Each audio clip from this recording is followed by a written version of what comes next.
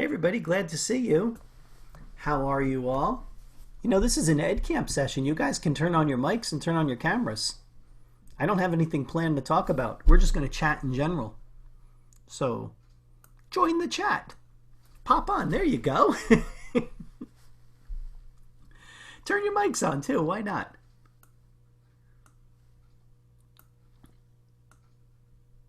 You might have to hear my kids if my mic's on. That's all right. I'll take the chances. How are you? Good, how are you? Oh, good, thanks. I think that's part of the fun now is hearing people's kids. I think we've all gotten much less formal about meetings, and I think that's a good thing. Yes. Yeah, for sure. But this has been hopefully you guys have gone to other sessions. I'm curious. This is my first time to chat with people. How's it going so far? Hey, Tiffany. Sessions Going have been good? great, Mike. Hey, good. I'm This, glad. this is great. Awesome. Jen and I are over in the lobby kind of banging our virtual heads together because it's like, wow, there's a lot happening at one time here. Um, but yeah, it's been really good. It's awesome. Cool. Hi, Sandy. Now that I see people pop on. Maureen, how are you? I'm going through all the videos now to see who's got their videos on.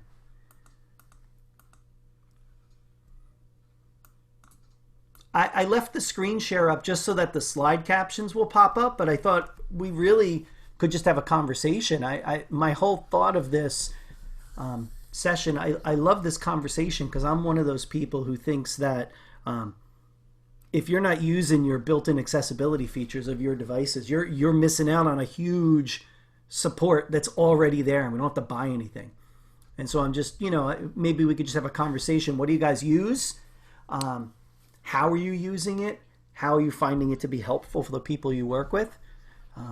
This session's all about you guys. It's less about me and more about you guys. So we can just have a talk about it. What are you thinking? What draws you to a session like this? That's right. I'm staring at all of you now. I'm just looking at you.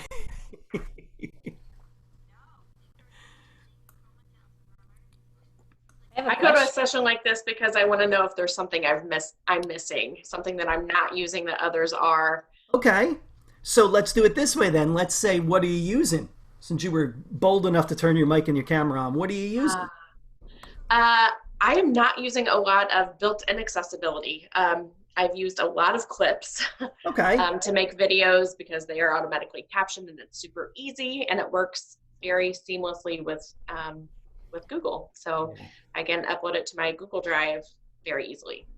I think that's a good tool. I think that's like a borderline built-in. I'd almost call that built-in. It's so close. Being an Apple app, you do have to install it, but it is an Apple app. If people are not familiar with Clips, it is a fantastic app. Just for that one feature of it gives you that video component with those auto captions and the captions that you can go in and you can edit, which I think is great. And then you have, like you said, those little video clips you can just dump out anywhere and just share everywhere. I've been doing that a lot with students, showing them that as a way to shoot video and asking them to always put the captions on as an awareness thing about disability access and about being accessible and being inclusive and just kind of building a mindset of why wouldn't you want everybody to see and hear and learn about what you're making a video for? It's just trying to kind of frame it that way. So what else? What else are people using? Let's do that. We'll start with that conversation of what built-in features do you find yourself using or have you used in the past?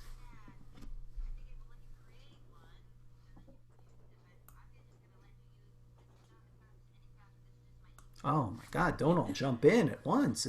It's exhausting. So with this remote learning, I've been trying to do some gestures to try to get some students to be able to use, be able to remotely control my computer from their iPads. Yeah. And Tell people, Sandy, what you mean by gestures in case they've never seen that piece.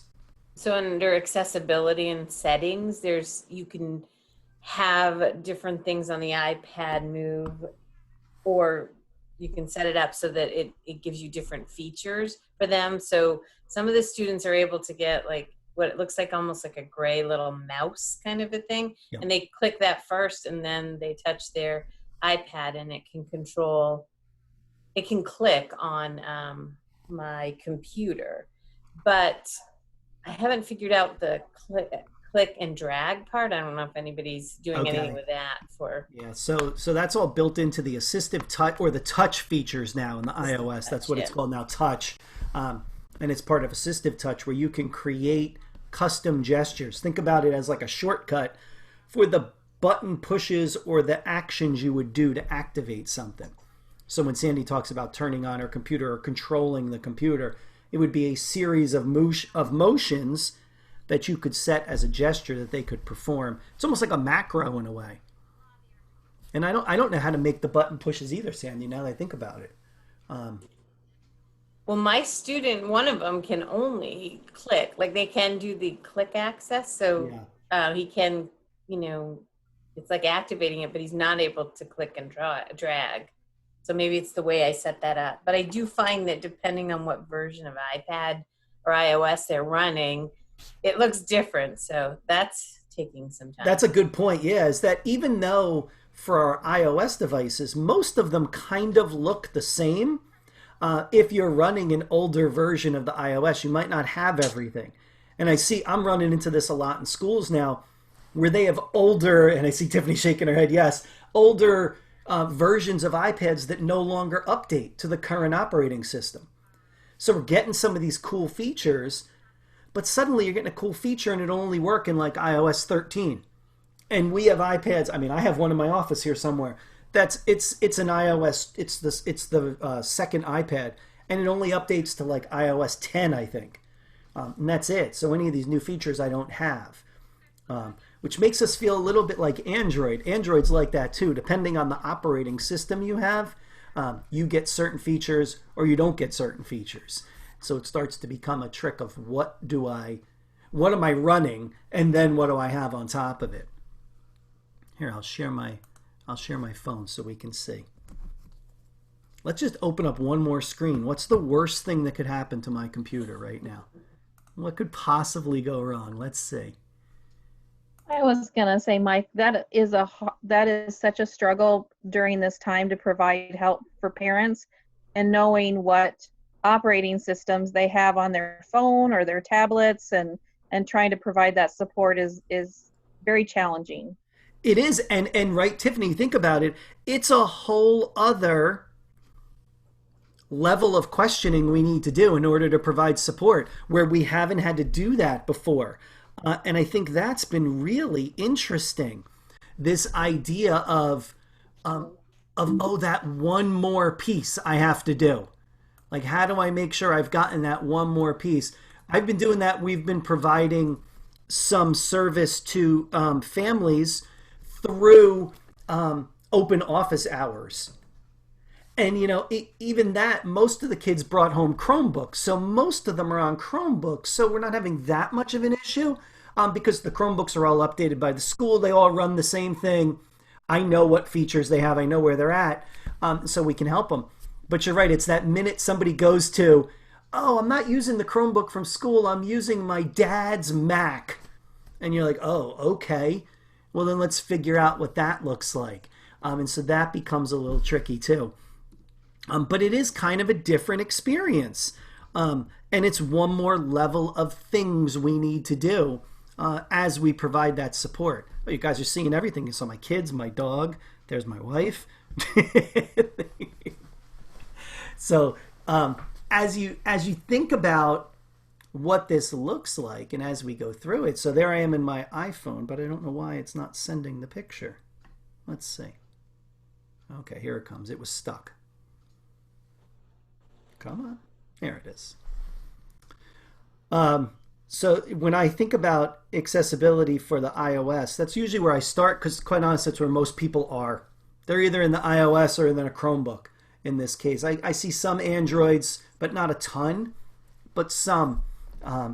The nice thing that I like about iOS now with 13 is that what have we seen is accessibility dropped right into the main menu, which is awesome, which is huge because people don't have to dig through to find it anymore. And so moving into it, the thing that Sandy was talking about was under touch. So if you look under how they've bracketed it into chunks now, it's under that physical and motor piece. And touch has its own entire menu now.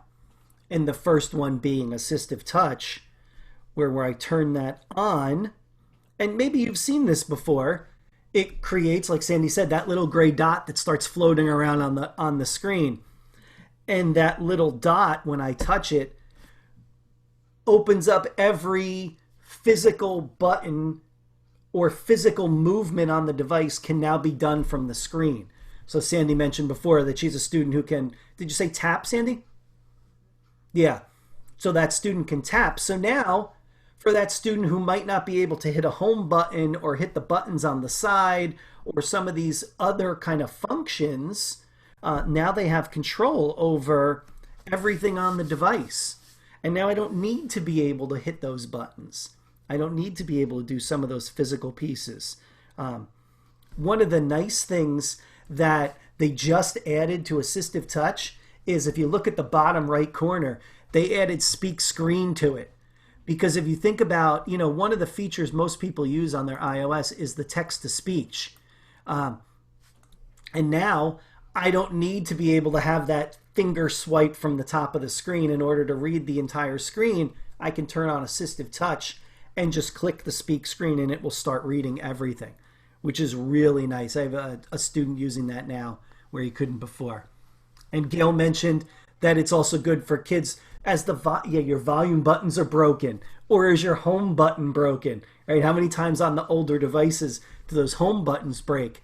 And then you think, well, now I can't use the device. Most times you can turn on Assistive Touch and you can do you can do anything you could do before. If I needed to shut my screen off, I could lock my screen and it would shut down.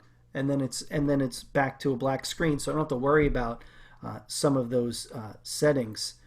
But the part that Sandy was talking about is right here in the custom gestures. That as he scrolled down, there it is. Create a new gesture, and I can turn that on, and you perform the function, and then by using that as a gesture, it will perform that every time when you hit the screen. So tap or swipe to create a gesture. So now I made that gesture. That's the gesture it'll do. So every time I do that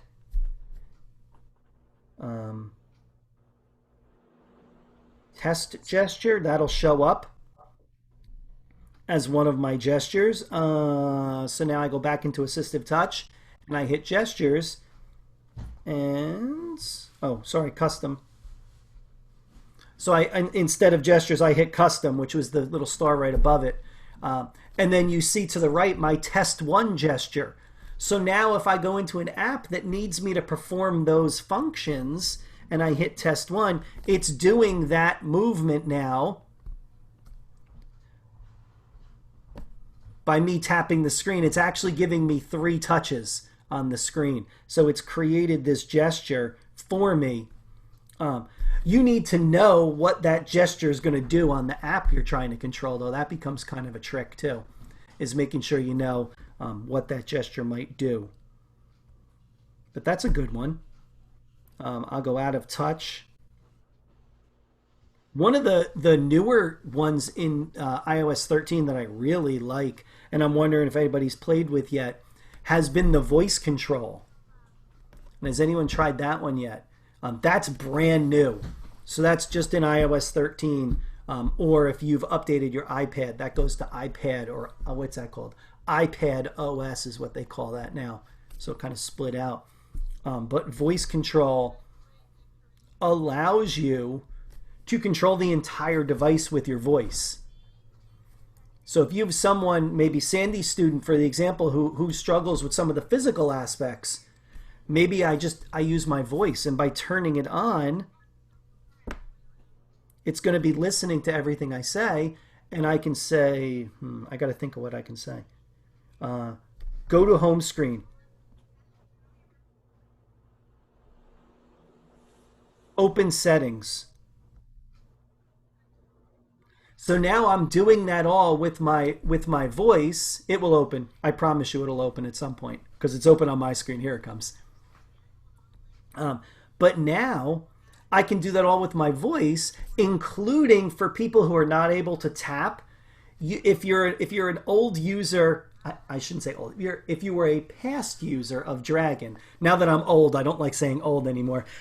So if you're a past user of Dragon, one of the greatest Dragon features was the mouse grid, where you could call it and it would bring you squares on the screen. Show grid. And so now, just by telling it to show that grid, it drops those squares on my screen that are numbered, and then I could just say, click 9. Select 9. I'm trying to think of what the command is for it. Usually it tells me if I get it wrong. Choose 9. So it's choose. And then it took square 9 and squeezed it down to 9 smaller squares. And then you can continue to make it smaller to get things on the screen. And then I could say click 5. Select 5. Choose 5. I forgot what I had said, sorry. Choose 5. And now it's made that square really small, and now I can click those buttons in there all with my voice. So now I can start navigating around, especially, I clicked out of it just so that I could get out of it for a second.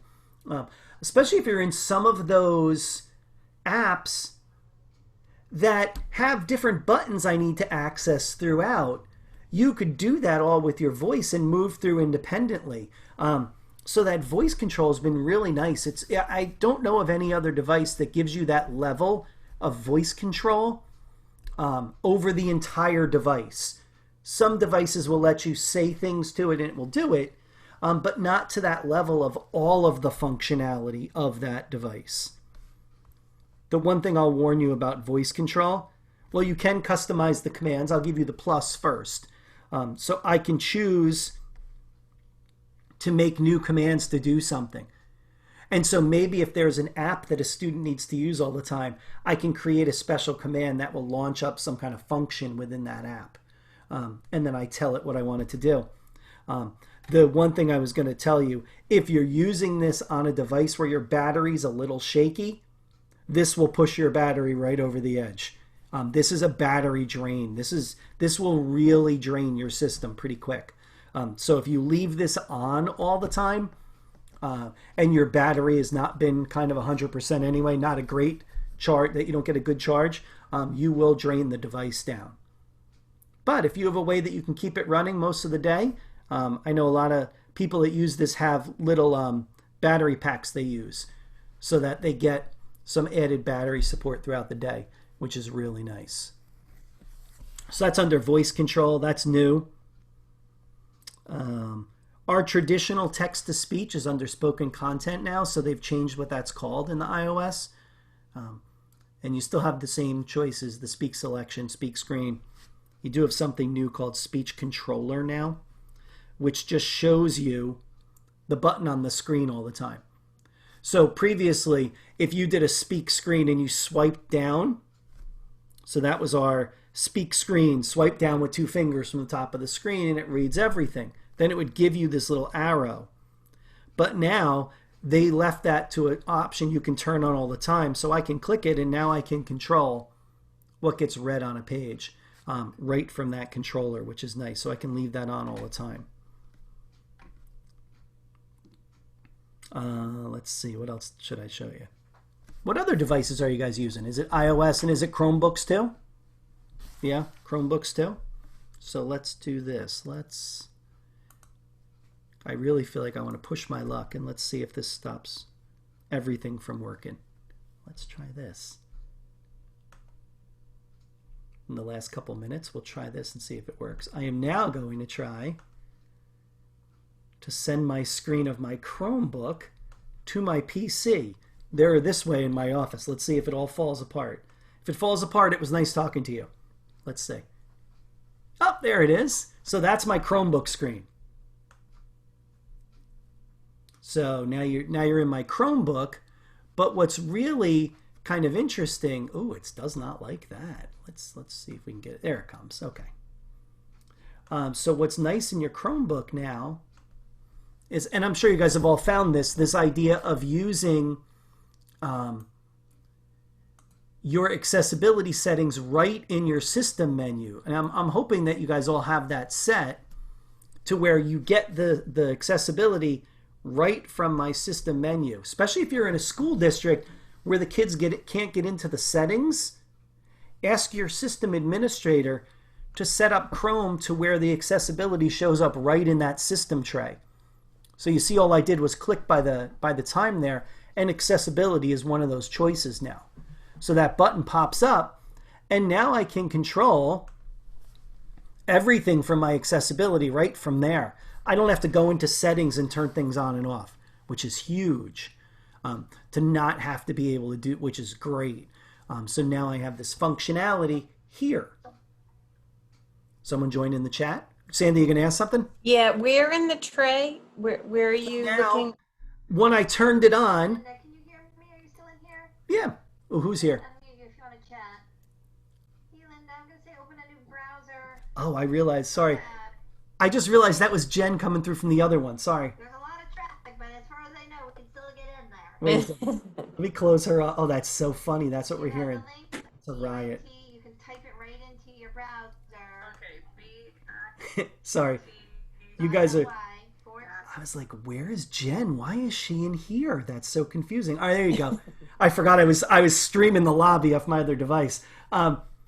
So, Sandy, the way I got that into the tray, the system menu is down here by the time. You know, so if you click on the time, it'll bring up that little box with your login and stuff like that. Yes, yes, yes. And so now, do you have accessibility as one of those choices? I do, yes. There you go. You're already set. So now you can access that all through there. But if any of you guys don't have that, if you go into the settings, so I'm going to go up to the settings wheel and open my settings. There I am on my settings page, my Chromebook. If you click on advanced on the left-hand side and then scroll down to accessibility, the first thing it asks you in that little box there is always show your accessibility in the system menu. And as long as you turn this little button on, your accessibility will always show up down in this menu when you click the time. That's huge. Because a lot of us, I mean, how many of us are in a school where the kids can't get to the settings? That's the point. It's to keep them out. But we also want them to be able to have access to getting in and out of those if they need it. And so now they can use that accessibility and then get in there. A lot of nice new features in the Chromebook. And not to push you off to somebody else, but I'm looking at my wall, sorry. Oh, it happened right now, you're out of luck. Laura from Google was going to talk about the accessibility settings, but maybe go back into her recording later and watch it. But here's all of your accessibility, including the two newer ones, which are select to speak and dictation. Those are the newer accessibility features on your Chromebook, which are awesome. They're really good now, surprisingly good. When it first came out, select to speak was not great. But now if you go to any page, let me find some text. Here you go. I'm redoing my deck. That's what I'm doing now, so in case you're wondering. But now I have select to speak at the bottom of my screen as this little button. And if I click it, I can go up to any spot on the page, draw a box around it now. If you've never used this, this is what it looks like. And then it's going to start to read it. Product description.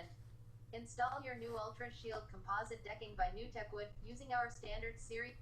And I turned it off. But you get that highlighting, you get that pink box around it, you get the highlighting as it reads, and you can change all of those settings as you go too. But that does a really nice job of just reading from right in the built-in of the Chromebook. It actually does a pretty decent job now. I would say at the beginning it was not great when it first came out, but it's gotten much better as a feature now. So definitely look at that and maybe just turn that on for everybody.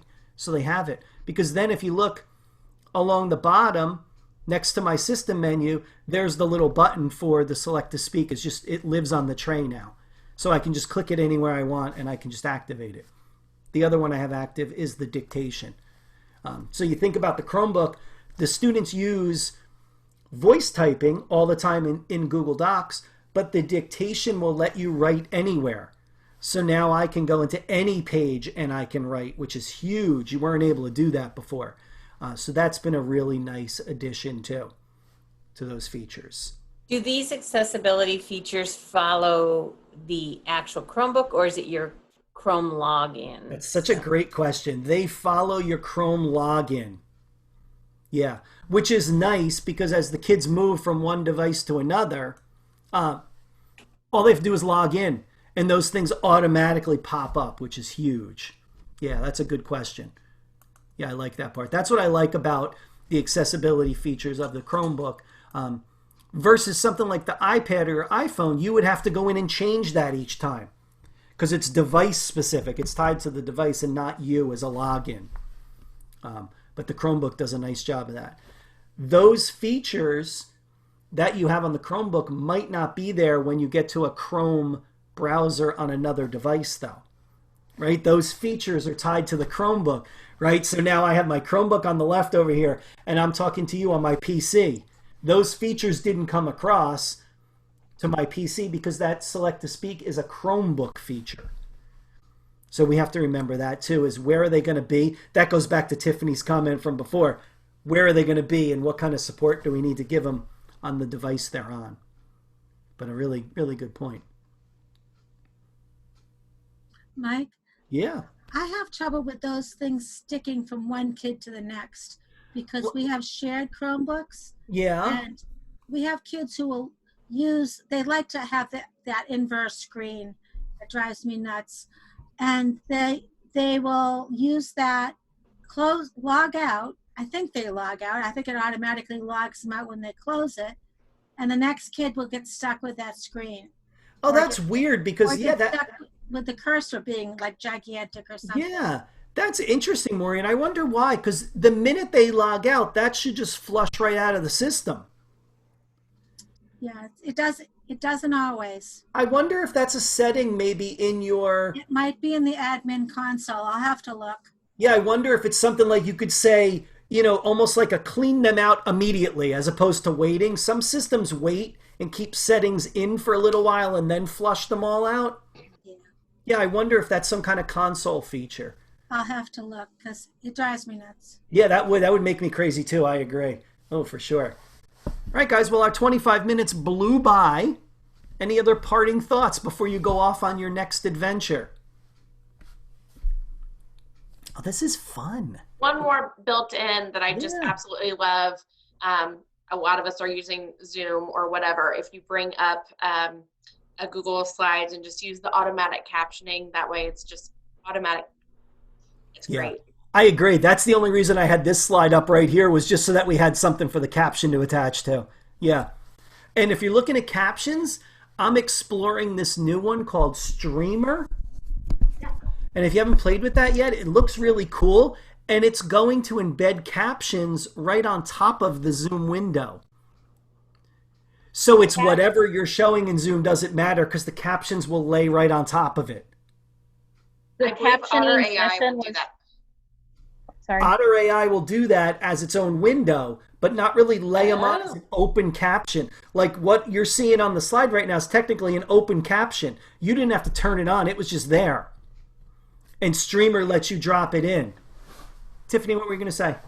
I was just going to say the caption session was great. So if you're recording and you go back and watch, there was a lot of good stuff in the captioning session. So awesome. That's good to hear. And we did record them. So then I'm going to, over the next day or two, load up all of those recordings back into the schedule so you guys all have access to them. Thanks, Mike. All right, guys. Awesome. It was good talking to you guys. Continue on. Continue learning. Thank you. All right. I'll see you later.